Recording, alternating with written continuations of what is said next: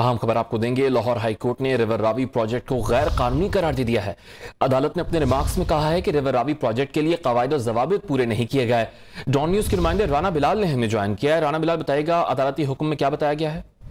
आज लाहौर हाईकोर्ट ने एक बड़ा फैसला सुनाया है और लाहौर हाईकोर्ट ने रिवर रावी अर्बन प्रोजेक्ट को गैर कानूनी करार देते हुए अपने फैसले में कहा है कि रिवर रावी प्रोजेक्ट के लिए कायदे ज़वाबित पूरे नहीं किए गए।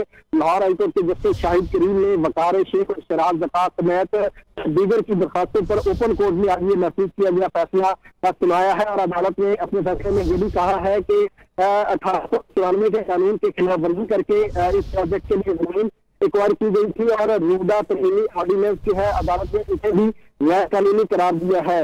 लाहौर हाईकोर्ट ने अपने फैसले में ये भी कहा है कि रूदा अथॉरिटी ने इस प्रोजेक्ट के लिए पंजाब हुकूमत से जो कर्ज लिया था वो अथॉरिटी जो है वो पंजाब हुकूमत को फौरी तौर पर कर्ज भी वापस करे।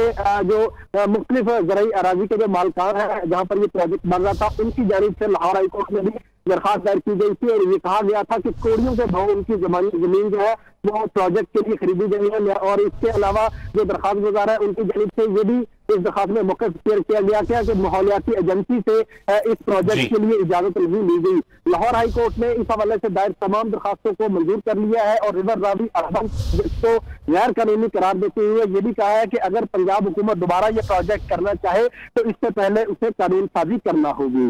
राना बिलाल, आपका बहुत शुक्रिया।